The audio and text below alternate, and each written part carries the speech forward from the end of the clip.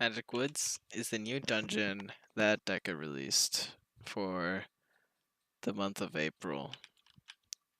It got released in March 30th with the April update. Added a whole bunch of stuff that I completely forgot about. So, practically, the dungeon really reminds me of the Link to the Past because of its 16-bit graphics.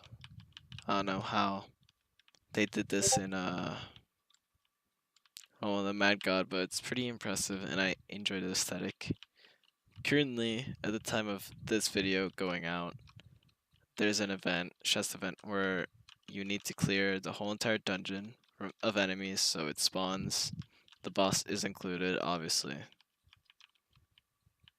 The enemies are a bunch of fairies, and even though this dungeon is said to be mid to low tier, or low to mid tier, it's even my character, which is a 6'8" Huntress, can get popped easily if the amount of enemies increases from 5 to 20, because all the enemies in here will almost try and jump you, like that one. Some stay far away, but most of them try and jump on you. The boss has two phases.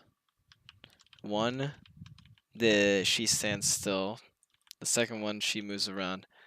Arguably, the second one is more dangerous than the first one, but the first one has armor breaking shots that do 75 damage, and that stacks up quickly.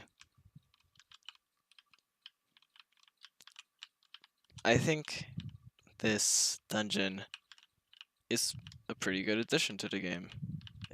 It's a decent difficulty curve. The projectiles are pretty hard to dodge, so if you are a new player, you can learn how to dodge a little bit more advanced projectiles, and I think that's pretty cool.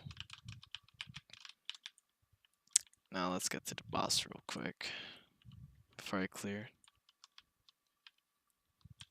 The boss starts off as this. You have to hit it, and then she pops up. She gets a little bit of time before she actually starts, but this is how the boss really starts. This is her second phase, where she tries to jump on top of you, or if you have multiple people, she'll try and hit all of you.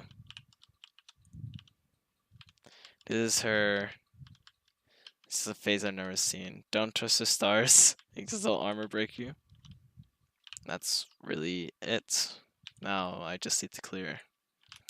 If you stand on these, they do armor piercing for some reason, I don't know.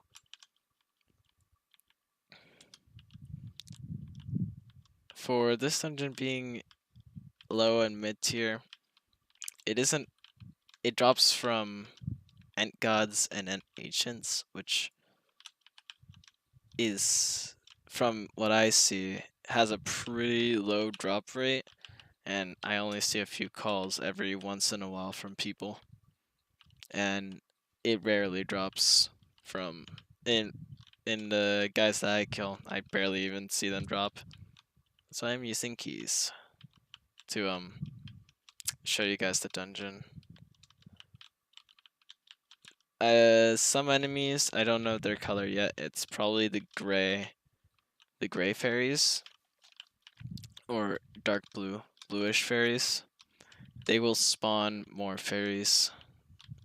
I don't know the threshold, but it's a pretty big one.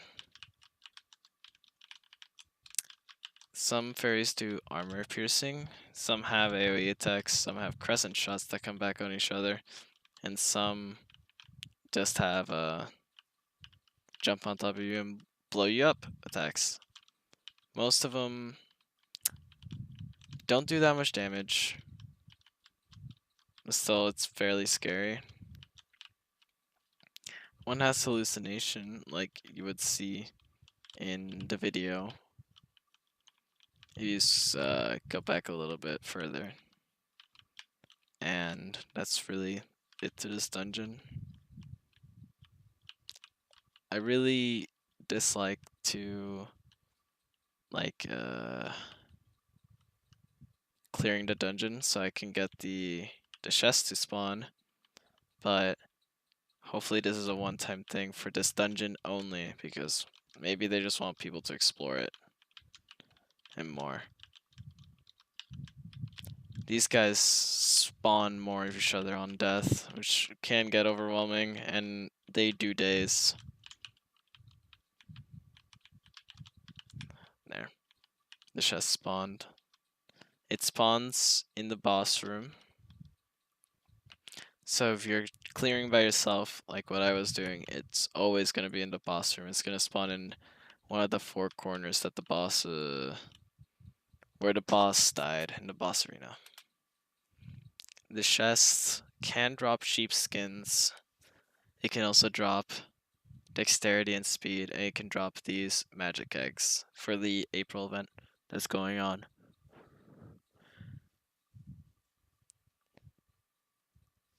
Let's see what I get. Hopefully I get a sheep warrior skin, because I don't have that one yet. I had the rogue one and the priest one. I got cloth. Oh yeah, it also drops cloth. It's pretty cool, but kind of unnecessary. And that's the end of the video. Thank you for watching, and maybe I'll record one soon.